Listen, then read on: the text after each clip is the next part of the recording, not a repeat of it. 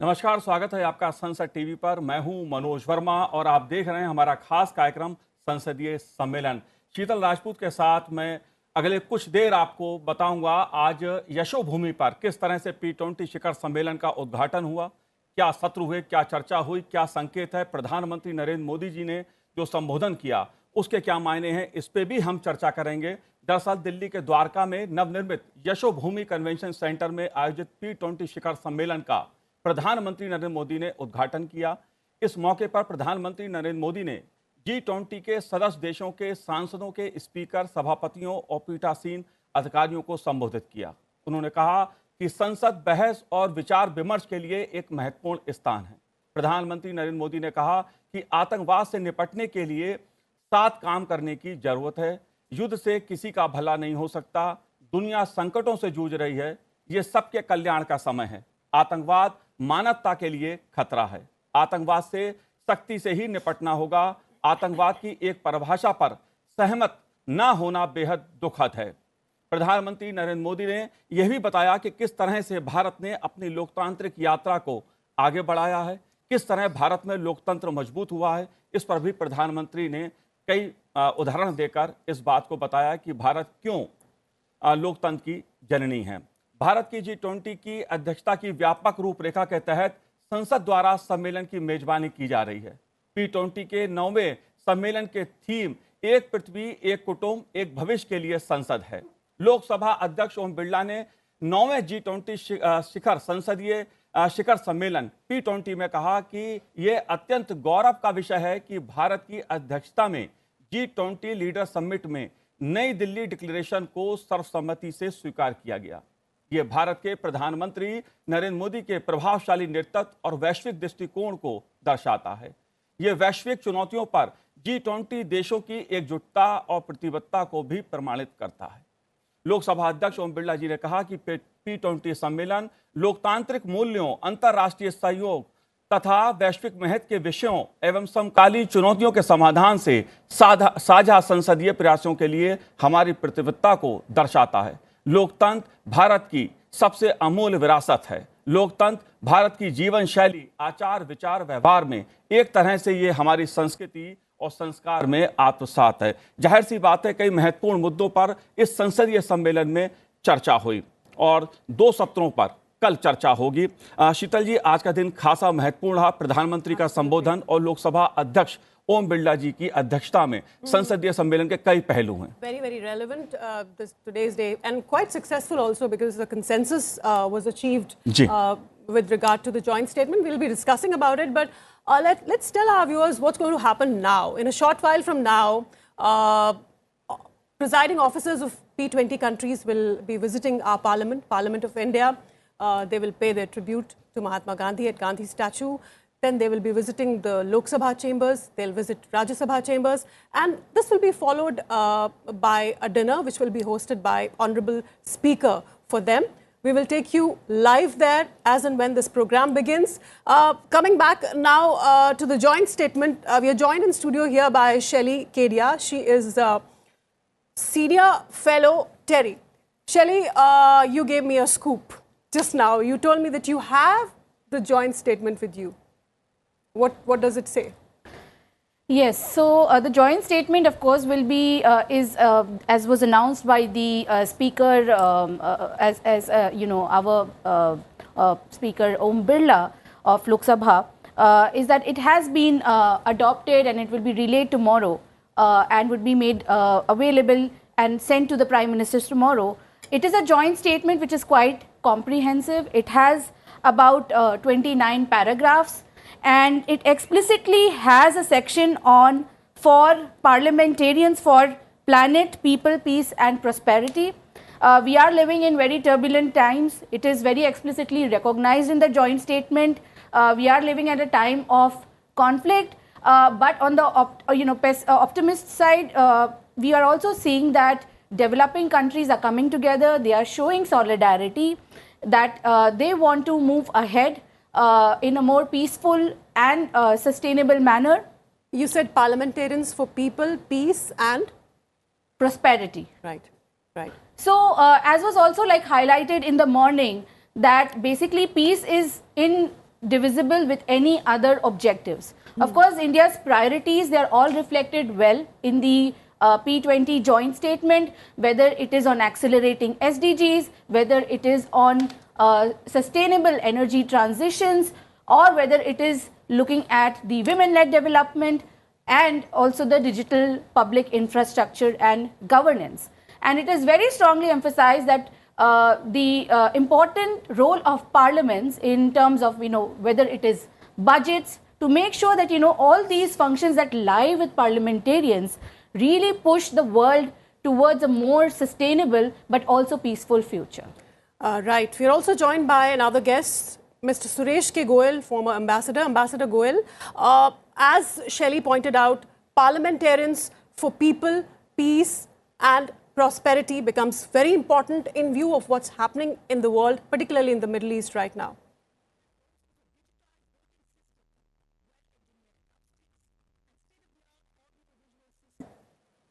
जी जी शैली जी, अगर मैं इसको आगे बढ़ाऊं चर्चा को, जिस सहमति घोषणा पत्र की आप जिक्र कर रही हैं, G20 में भी इस तरह का दिल्ली डिक्लेरेशन आया था और G20 में सभी देशों ने सर्वसम्मति के साथ एक तरह से, चाहे बात जलवायु परिवर्तन की हो, सतत विकास लक्ष्यों की हो या डिजिटल प्लेटफॉर्म के जरिए कैसे हम आम आदमी के, अंतिम समाज की पंक्ति में खड़े व्यक्ति का कल्याण कर सकते हैं, कैसे परिवर्तन ला सकते हैं उसके जीवन में, इन तमाम मुद्दों पर चर्चा की थी। और P20 में भी यही सब मुद्दे जो हैं वो चर्चा के केंद्र में है। पर्यावरण का मुद्दा चर्चा के केंद्र में है। पर्यावरण के विषय को आप कैसे देखती हैं? लंबी चर्चा हुई, हरित ऊर्जा का मुद्दा बहुत महत्वपूर्ण है। जी बिल्कुल, जिस तरीके से हम आज ये जो कॉन्फ्लिक्ट सिचुएशन देख रहे हैं दुनिया में, उसमें आपने हरित ऊर्जा की बात की, वो एक तरीके से काफ़ी एक नेसेसिटी बन गया है, क्योंकि हमें नहीं पता है कि कैसे एनर्जी सप्लाई डिसरप्ट होगा और वो एनर्जी सिक्योरिटी पे बहुत बड़ा इम्पैक्ट होगा, जो कोई भी देश के लिए एक डेवलपमेंट के लिए बहुत इंपॉर्टेंट नीड होती है। तो इन दैट कॉन्टेक्स्ट, मतलब जो आज जो डिस्कशन हुआ, क्योंकि आज जो सेकंड सेशन था वो एक डेडिकेटेड सेशन था ग्रीन एनर्जी ट्रांजिशंस में, तो it is a very very significant aspect that that you have to engage with parliaments. एक चीज़ है कि एक बहुत हाई लेवल पे बात हो सकती है, बट जब तक आप पार्लियामेंटेरियंस के साथ नहीं एंगेज करेंगे तो वो हर लेवल पे और लोगों तक ट्रांसलेट करने में थोड़ा टाइम लग सकता है। तो उसको एक्सीलेट करने के लिए पार्लियामेंटेरियन से वो करना बहुत ज़रूरी है, चाहे वो आप जलवायु परिवर्तन की बात करें, ओवरऑल पर्यावरण की बात करें या एनर्जी ट्रांजिशंस की बात करें, और जो कल होने वाले discussions women lead development, digital public infrastructure की बात करें। If you could throw some light on some other points that have found space in this joint statement. So one of the important aspect is the very important recognition that along with energy security, even food security is a very important issue for the G20 countries to address, and also food security and hunger is a very important priority for the next G20 presidency in Brazil. So it is very encouraging to see that the discussions has happened around these lines. Another key aspect is that the importance of climate change and the recognition of common but differentiated responsibility as a key principle has been reiterated in this forum, because we are approaching the 28th Conference of Parties of Climate Change that will be beginning at the end of November this year, and which is a significant milestone, COP28, because of the global stocktake process. And you see that there is a solidarity of the global south in terms of the position on climate change and the importance of equity. And I do think that that's a very, very important aspect, because there has been a concerted effort of the global north to dilute the principles of equity, and in many ways G20 and all its engagement groups, including the P20, and as is very clearly laid out in the joint statement, it has in a way reclaimed that development and equity space. Right. We're also joined by Umu Salma Bawa, Professor, Center for European Studies, JNU. Madam Bawa, are you connected? Yes, I'm connected. Good evening. Parliamentarians for people, peace and prosperity. I take the same question to you. How does that become relevant, particularly in the current context when we have a conflict going on in Ukraine and also the recent one in Israel? So I think, this is a series of meetings taking place, and the fact that the parliamentarian, assembly takes place in the sense the speakers are coming, also, puts the focus on the everyday business where the parliament draws all opinions to coming together and policy making takes place. And so I think one, recognizes the important cornerstone of institutions in our everyday life in policy making. And that's why this meeting today and tomorrow is extremely important. And when you look at the 4 Ps which are emphasized, in the joint declaration which is coming, it starts with the planet, people, peace, and prosperity. The sequencing is extremely important. It reinforces India's slogan for the G20 summit, Vasudhaiva Kutumbakam, once again saying that we are only one planet. There is no other planet we can go off to. We are here as the collective people. And the next is, then after people is peace and then prosperity. So prosperity can only come if you work towards peace. And that is, I think, extremely important in the way it is pointed out. You asked the question in the current context. Yes. I think it's extremely important to note in that joint statement, which has come out. And clearly, again, India is making the call. And I think this is, again, going to what Prime Minister Modi said exactly, almost a year back in Bali. Prime Minister emphasized that it is not the era of war. And it is, important to see that within this joint statement, just at the very end, one simple line, it says, today's era must not be of war. Again, reinforcing, I think, in the context of the war we are seeing, between Gaza and Israel, once again calling attention that war will not produce any outcome. We have to sit together to look at the challenges which are there in front of the planet, the people, and those challenges are one which requires partnership of people, which looks at, important issues which address climate change. That is extremely important. The joint statement has also emphasized, many diverse aspects over here. One is about representation, drawing attention to women. That is also important in our context where, our Indo-known Parliament has taken a major stand.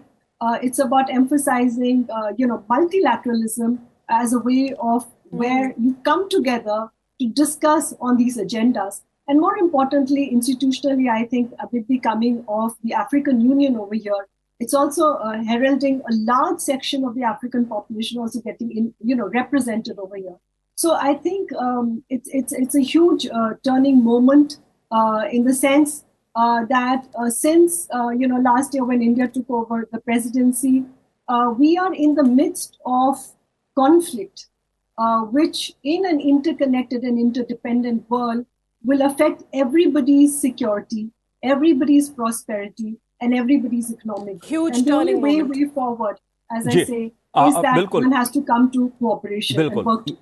बिल्कुल उम्मो सलमा जी, जाहिर सी बात है P20 संसदीय सम्मेलन से भी सहमति का जो संदेश भारत की संसद की अध्यक्षता में जो निकला है वो दुनिया को एक दिशा दिखाता है वैश्विक चुनौतियों पर मिलकर काम करने की, शांति के लिए, विकास के लिए, सतत विकास के लक्ष्य के लिए, पर्यावरण के लिए। इन सब मुद्दों पर जो चर्चा हुई है उसके क्या मायने हैं इस पर हम चर्चा करेंगे। लेकिन संसदीय अध्यक्ष शिखर सम्मेलन के दौरान हमारी संसद में जो P20 के देश हैं उनके प्रतिनिधिमंडल को भारतीय संस्कृति विरासत से रूबरू कराने के लिए कलाकार भी आए हुए हैं जो कि अपने वाद्य यंत्रों के माध्यम से मेहमानों का स्वागत करेंगे।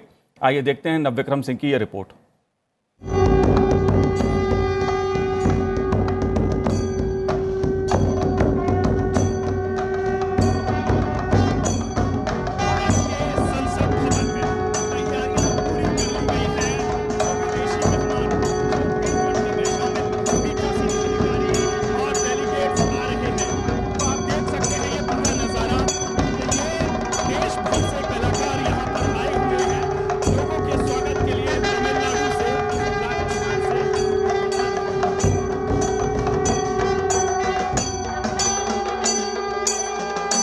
आप देख सकते हैं कि तमिलनाडु, राजस्थान और जो देश के अन्य स्थान हैं, केरला समेत देश के अन्य स्थानों से कलाकार यहाँ स्वागत के लिए आए हुए हैं, जो हमारे विदेशी मेहमान आ रहे हैं उनका। और यहाँ कुछ लोगों से बात करते हैं। सबसे पहले तो मैं आपसे बात करूंगा, कितना आप लोगों को उत्साह है? बहुत खुशी हुई। और ये जैसे नौपत नगाड़ा, किसी भी शुभ कार्य की शुरुआत होती है ना, जब नगाड़ा बजता है, नौपत नगाड़ा। केरला का ट्रेडिशनल आर्ट है, टेम्पल आर्ट है। ये कितना महत्वपूर्ण होता है जब विदेशी मेहमान आए यहाँ पर और आप लोगों को जो अपनी सांस्कृतिक विरासत है उसे दिखाने का मौका मिले? तो बहुत खुशी की बात है, क्योंकि इसे मौका मिले और देश विदेशों में भी हमारा इंस्ट्रूमेंट्स और कल्चर और ट्रेडिशनल आर्ट ये सब उनको भी पता चले कैसे। तो ये अच्छी बात है, हमें खुशी का भी बात है। बिल्कुल, ये निश्चित तौर पर कलाकारों के लिए बड़ा प्रोत्साहन होता है जब ऐसे स्थान पर उन्हें बजाने के लिए अपने वाद्य यंत्र मौका मिलता है। मैं एक और आपसे बताना चाहूँगा, क्योंकि कल्चरल एक्सचेंज अपने आप में बहुत महत्वपूर्ण है और यहाँ पर संसद भवन में पूरी कोशिश की गई है कि आप जो कलाकार हैं वो संसद भवन में जो भारत की सांस्कृतिक विरासत है उसकी झलक देखें। और ये आपको दिखाना चाहेंगे सामने संविधान सदन को भी बड़ी खूबसूरती से सजाया गया है, क्योंकि ये वही जगह है जहां पर हमारे आज़ादी के बाद से लोकसभा और राज्यसभा की कार्यवाही चली और इसके बाद से ये हमारा जो संसद भवन है इसमें तमाम सांस्कृतिक विरासत भारत की यहाँ पर संजोई गई हैं और वो दिखाया जाएगा। और साथ ही कार्यशैली जो भारत की लोकतांत्रिक प्रक्रिया है उसके बारे में भी हमारे जो मेहमान हैं उन्हें जानने का मौका मिलेगा। तो अपने आप में महत्वपूर्ण है। संसद भवन को एक बार फिर बहुत बेहतरीन तरीके से सजाया गया है, संवारा गया है। तो यहाँ पर कुछ ही देर में अब यहाँ जो हमारे मेहमान हैं वो आने वाले हैं, जो पीठासीन अधिकारी और संसदीय प्रमुख यहाँ पर शिरकत कर रहे हैं। साथ ही जो इनवाइटी हैं यहाँ P20 सम्मेलन में वो भी संसद भवन का आएंगे और यहाँ की जो आधुनिक तकनीक है साथ ही सांस्कृतिक विरासत है उससे रूबरू होंगे। कैमरामैन DK पांडे के साथ नव विक्रम सिंह। जी, जाहिर सी बात है, संसदीय सम्मेलन में जिस प्रकार का एक सहमति पत्र उभर के सामने आया है वो दुनिया के लिए एक बहुत बड़ा संदेश है। शैली जी, मैं आपसे समझना चाहता हूं, सहमति पत्र पर जिस तरह के मुद्दे उभर के सामने आए हैं और सहमति उन मुद्दों पर जिन पे वैश्विक स्तर पर जो चुनौतियां हैं, सतत विकास का लक्ष्य हासिल करना 2030 तक, क्योंकि उसके 17 पहलू हैं और जो वैश्विक दृष्टि से, मानव कल्याण की दृष्टि से, विश्व के कल्याण की दृष्टि से बहुत महत्वपूर्ण है। सतत विकास के लक्ष्यों को आप कैसे देखती हैं, यह महत्वपूर्ण मुद्दा है और इस पे सहमति बनना, चाहे G20 की बात मैं करूं या P20 संसदीय सम्मेलन, कितना महत्वपूर्ण हो जाता है मुद्दा, क्योंकि संसद के द्वारा ही तमाम चीजों के रास्ते निकलते हैं, कानून बनते हैं और दिशा मिलती है। पार्लियामेंट का रोल या G20 का रोल बहुत इम्पॉर्टेंट है, क्योंकि ये जो देश है ये मुख्य देश है जो या तो एनर्जी कंज्यूम करते हैं या फिर जीडीपी ग्रोथ के का इंडिकेटर आप ले तो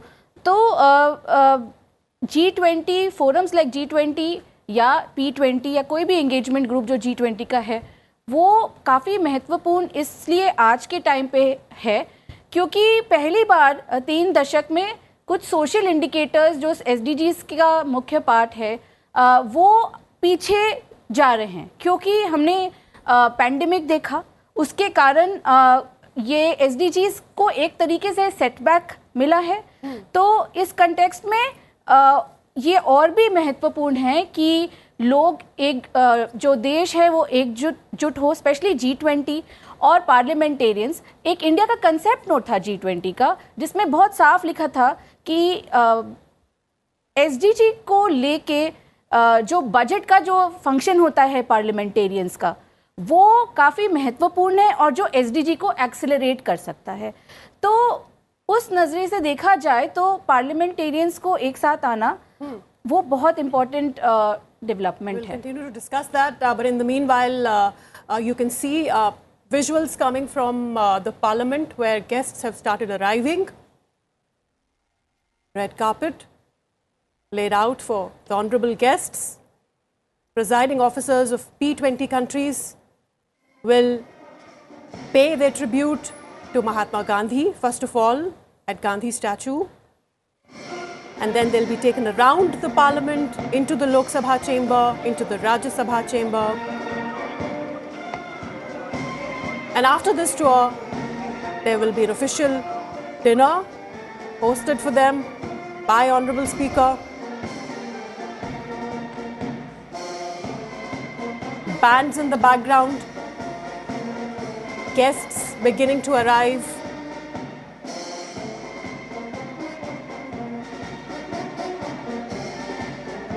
Lovely October evening. And a very good day as far as the deliberations in the sessions that were conducted today is concerned. ये एक प्रकार से अद्भुत दृश्य है, खास तौर से जब हम संसदीय लोकतंत्र की बात करते हैं और P20 के जरिए, संसदीय सम्मेलन के जरिए पूरी दुनिया समझ रही है। वैश्विक मंच पे प्रधानमंत्री नरेंद्र मोदी जी कई बार इस बात को कह चुके हैं कि भारत लोकतंत्र की जननी है, और वो जननी क्यों कहा जाता है वो आज पूरी दुनिया देख रही है। एक तरफ संविधान सदन है, भवन है हमारा, जिसने एक 75 साल की जो हमारी यात्रा है उसमें देश दुनिया को एक राह दिखाने का काम करा है, मानव कल्याण का काम करा है, वैश्विक मुद्दों पर चर्चा की है। साथ ही संसद का नया भवन जो भविष्य के भारत की, आत्मनिर्भर भारत का एक दृश्य दिखाता है, एक प्रतीक है, प्रमाण है उसका। और P20 सम्मेलन के जरिए जो मेहमान इस समय संसद भवन पहुंच रहे हैं, उनकी अगवानी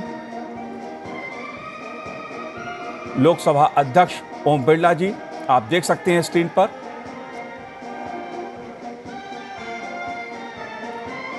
शीतल, ये बहुत अपने में ऐतिहासिक क्षण मैं कहूंगा, क्योंकि जब कई देशों के जो संसद हैं उनके अध्यक्ष, उनके पीठासीन अधिकारी आज भारत की संसद में जुट रहे हैं। ये देखिए लोकसभा अध्यक्ष, And that too, the new parliament that we have. Ji, It is historic. It is historic because P20 is being held in India. Ji, Parliamentarians from all over the world have gathered here, and it's historic that they have gathered in the new Parliament campus, and ji. they will get to see and explore the new building, the Lok Sabha, the Rajya Sabha, absorb the sights and sounds of ji. this mother of democracy that our country is called. जी। और भारत की संसदीय यात्रा को दुनिया ने देखा है। देखिए लोकसभा अध्यक्ष ओम बिरला जी स्वागत करते हुए गांधी प्रतिमा के समक्ष ये स्वागत संदेश है दुनिया को कि भारत की जो लोकतांत्रिक यात्रा है वो कितनी भव्य है, कितनी दिव्य है। And it's symbolic of peace. And ji. that's what the Prime Minister also has been talking about. And in the afternoon today, again, he mentioned peace, sabka saath, sabka ji. vikas, everybody moving together, no conflicts, everybody getting together to fight these conflicts, find solutions to them. And this is, in a way, symbolic. Everybody gathered here to pay tributes to Mahatma.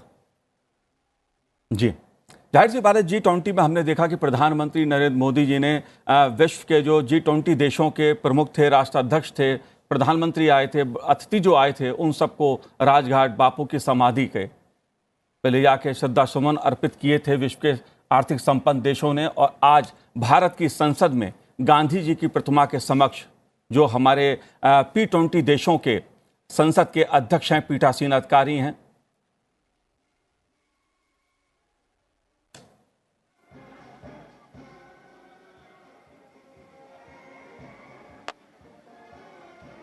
In the meanwhile, we're also joined by Mr. Dilip Chenoy, Chairman, Bharat Web3 Solution. He's with us, connected with us. Mr. Chenoy, these pictures that are coming right from the premises of the Parliament of India, where everybody is gathered to pay tributes to Mahatma Gandhi. What do you have to say about it? Oh, I think this is a very important meeting, Sheetal, if you look at it here. And if you see that the defining picture of the G20 meeting was the G20 and all the other invitee leaders and the leaders of the multilateral institutions at Rajghat. And I believe that this is a defining moment of the P20 meeting. We are seeing live from here. So it's a very important occasion here. It's also, as was mentioned, the new parliament. All of the leaders of, the speakers of parliament and the leaders of parliament are actually getting in here, and they have just finished their meeting. There's a joint statement, which itself is a very important achievement, because prior to the G20 meeting, there were no, most of them were chair statements. Then we had the G20 Delhi Declaration, and now it's been followed by a joint statement of P20. So it's a very important and significant step in the G20 movement, and also for parliamentarians across the G20 nations and the other invitee nations who are here. Right. And that was the Mexican representative paying her tributes to Mahatma Gandhi.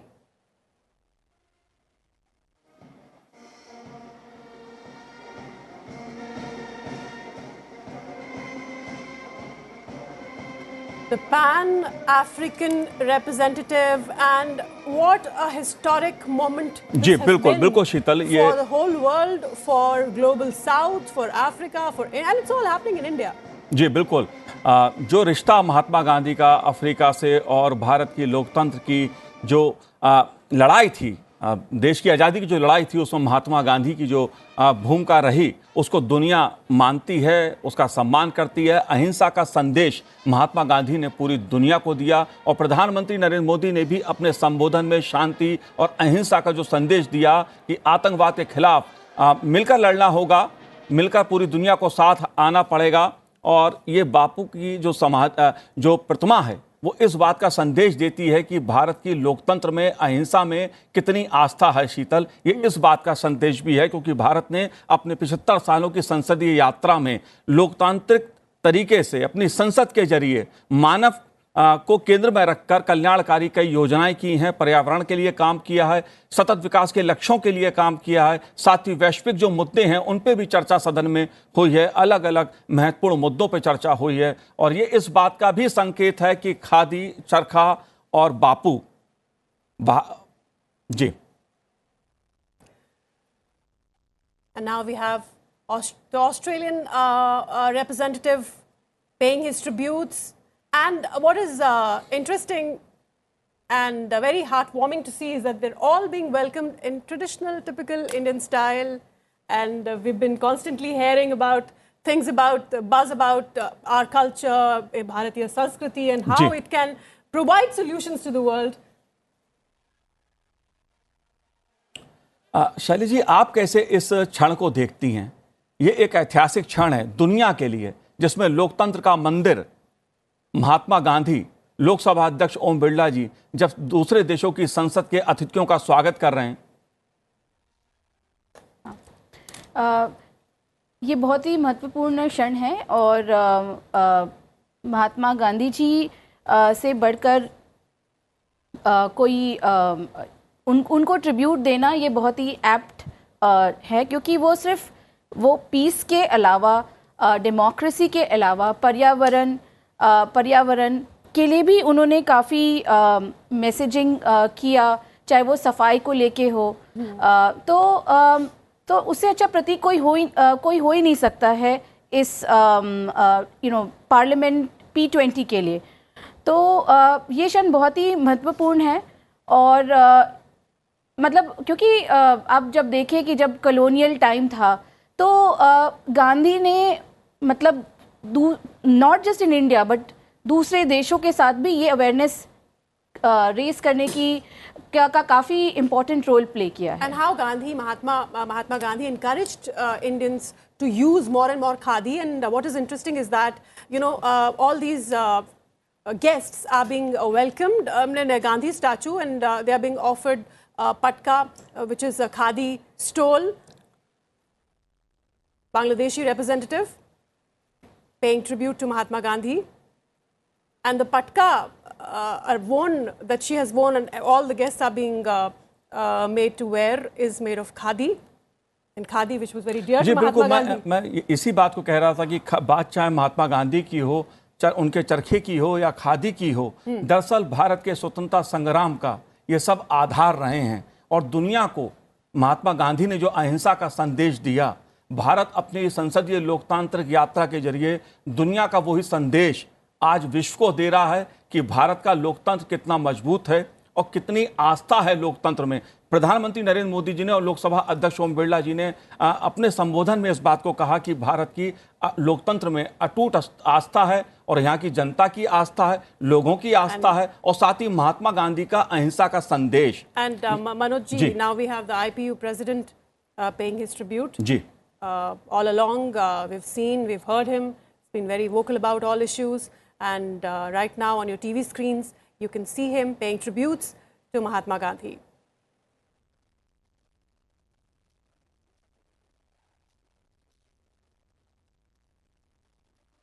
जी बिल्कुल, P20 संसदीय सम्मेलन में महत्वपूर्ण भूमिका।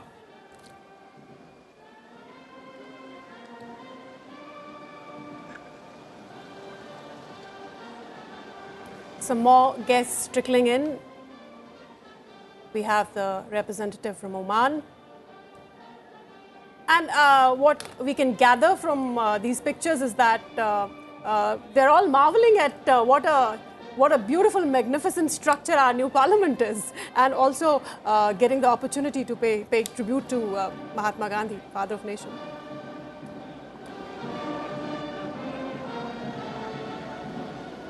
ये एक ऐतिहासिक क्षण है भारत की लोकतांत्रिक यात्रा की दृष्टि से। संसद का नया भवन, दुनिया देख रही है कि भारत ने अपनी संसदीय यात्रा को किस तरह आगे बढ़ाया है, किस मजबूती के साथ भारत की संसदीय यात्रा बढ़ी है। 75 साल की संसदीय जो यात्रा है उसको दुनिया भी बेहद रुचि के साथ उसको जानना चाहती है कि भारत ने अपनी इस संसदीय यात्रा को कैसे आगे लेकर बढ़ा है। और शायद वही एक शीतल लगता भी है कि महात्मा गांधी का जो अहिंसा का संदेश है और जो लोकतंत्र के प्रति आस्था है भारतीय नागरिकों की, जिसका उल्लेख प्रधानमंत्री नरेंद्र मोदी जी अक्सर अपने संबोधन में करते हैं, ये इस बात का प्रमाण है कि गांधी जो हैं वो भारतीयों के जीवन में किस तरह रचे बसे हैं। जो भारत की संसदीय यात्रा है उसमें गांधी जी का जो महत्व है वो कितना महत्वपूर्ण है। And not just as a messenger of peace, as Shelly you pointed out, but also as a very strong vocal voice for sustainable development. Absolutely.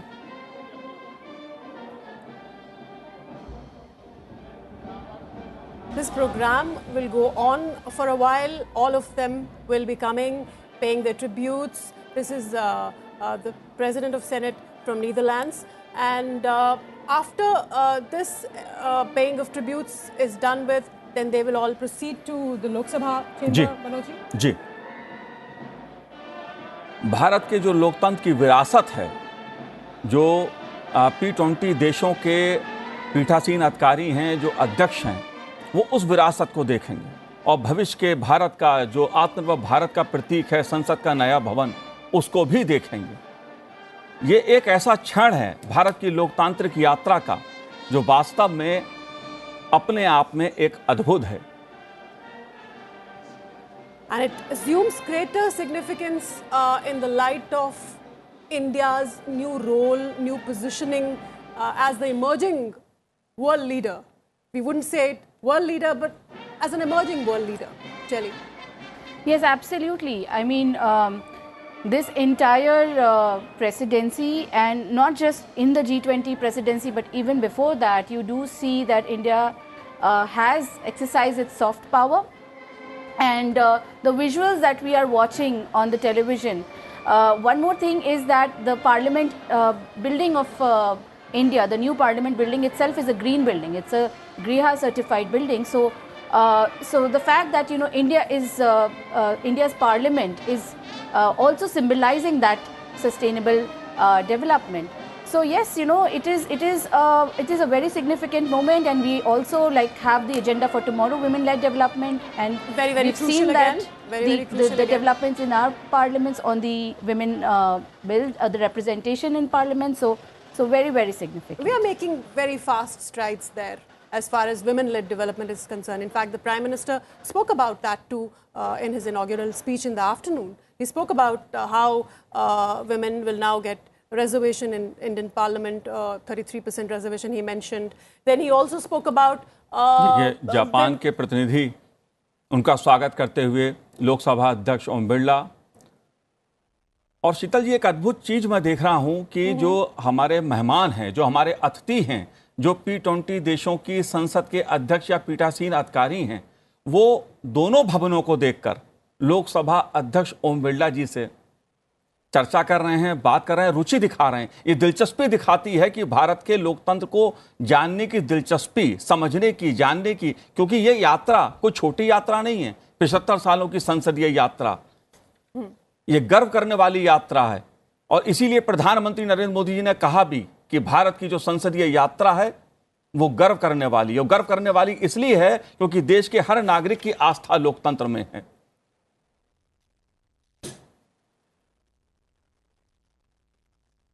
Some more representatives there. That's the South African representative being welcomed with the khadi stole. Khadi, very, very dear to Mahatma Gandhi, and the stoles being gifted to them are made of khadi.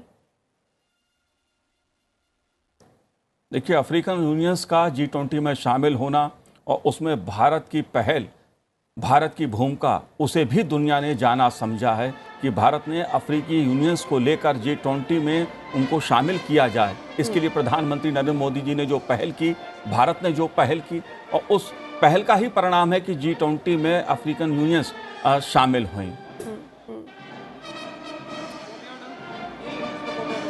Italian representatives being welcomed.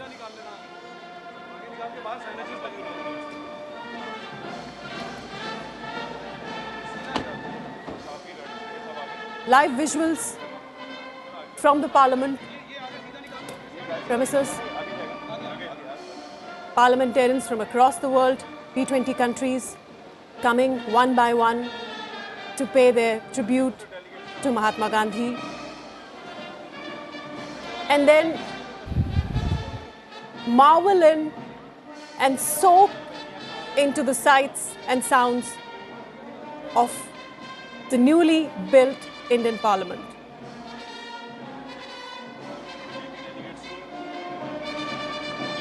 And yes, we were talking about African Union's inclusion, Manoj ji, into the G20 group.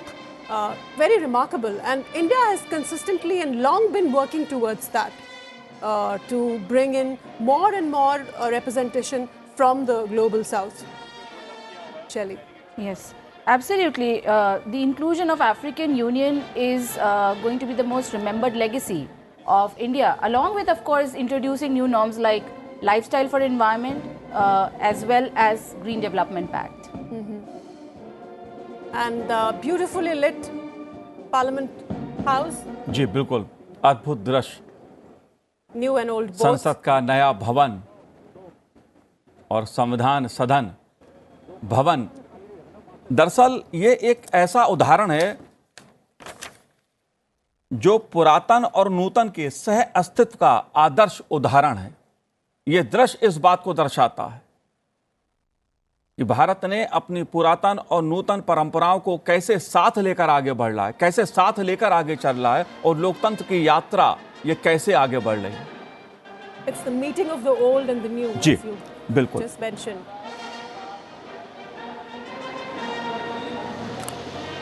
Bands playing in the background, beautifully lit campus.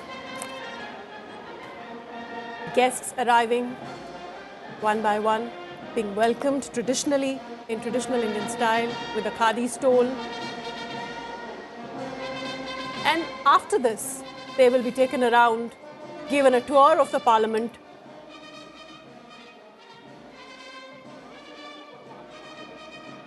And that is Speaker of the National Assembly of Mauritius, Suraj Dev. Mauritius के साथ भारत की जी hands folded in a namaste. बिल्कुल, Mauritius के साथ जो सांस्कृतिक संबंध हैं भारत के, वो बेहद मजबूत हैं। And it's being reflected in the way ji. he just folded his hands and paid his tribute to Mahatma.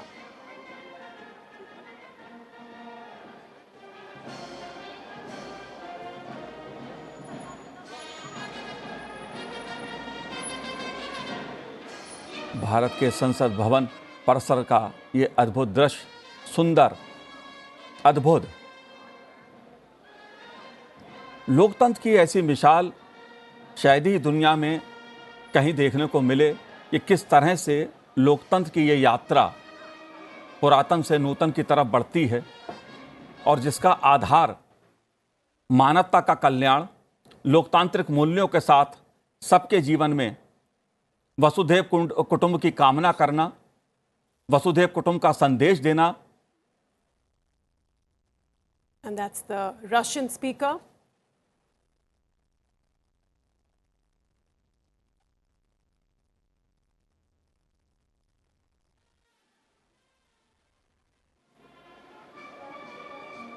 Russia and India, a long history, ji, long बिल्कुल। association of friendship, standing by each other, with each other through all times.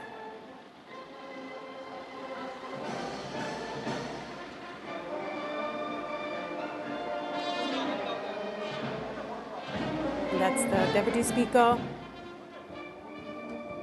of the Russian Duma Parliament.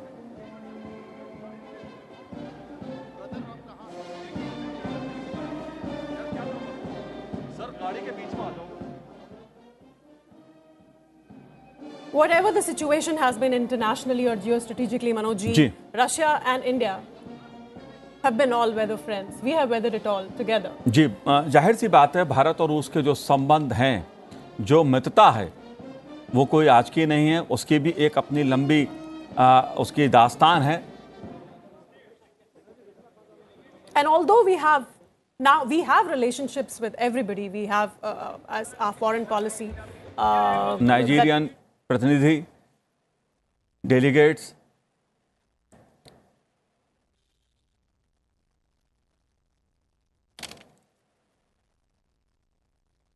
Speaker of the House of Representatives of Nigeria. Africa being the focal point, all this while being the new entrant in the G20 club.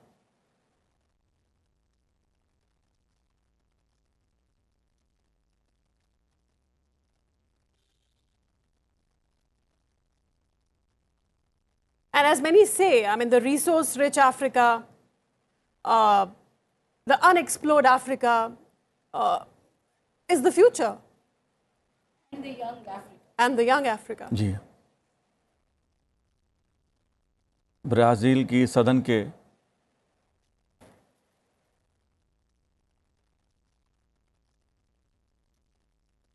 Brazil is the next host ji, of G20.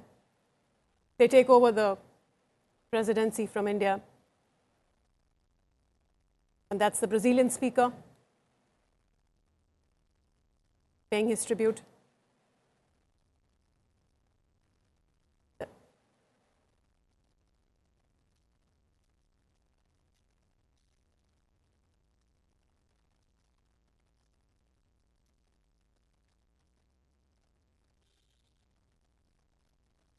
देखिए,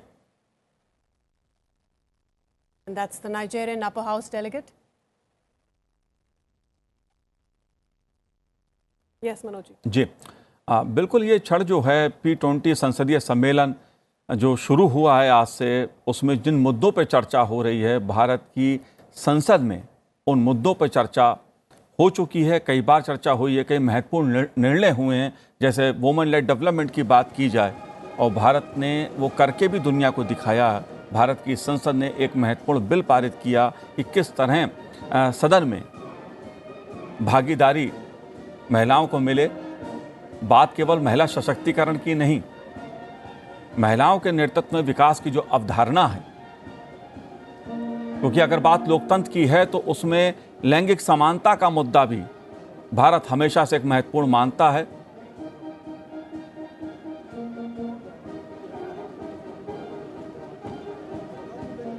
Guests can continue to pour.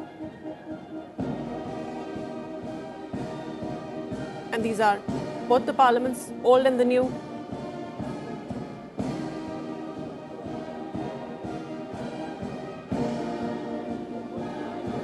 Mexican representative.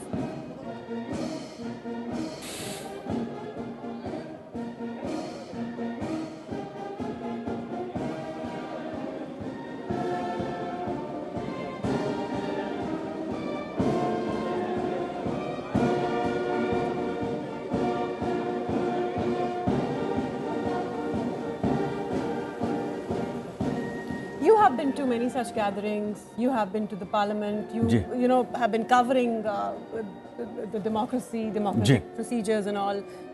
Take our viewers through what all it feels like there. ये जाहिर सी बात है कि अगर बात भारत के लोकतंत्र की जाए, देखिए किस तरह लोकसभा अध्यक्ष ओम बिरला जी मेहमानों का स्वागत करते हुए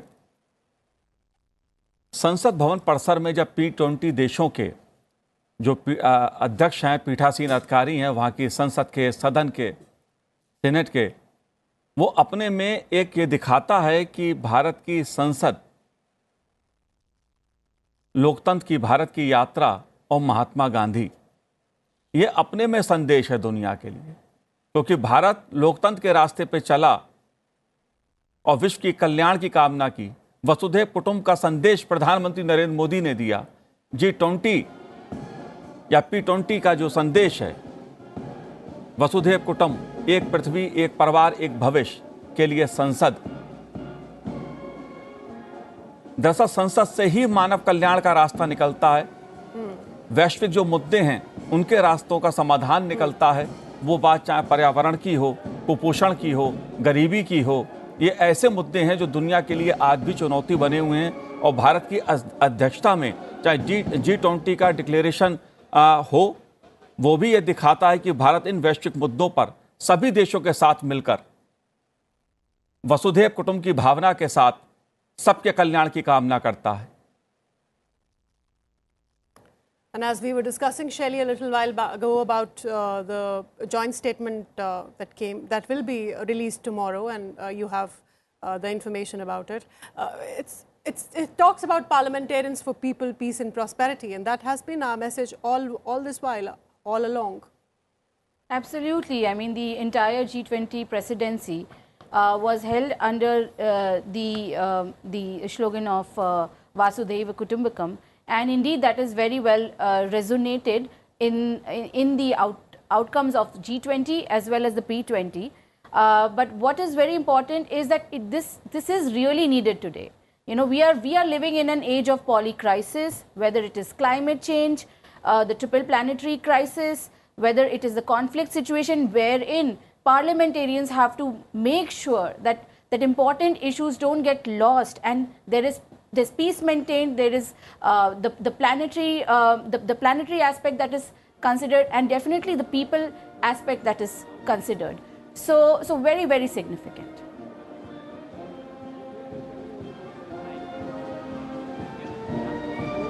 Tributes being paid. सभा अध्यक्ष ओम बिरला जी, राज्यसभा के उपसभापति हरिवंश जी,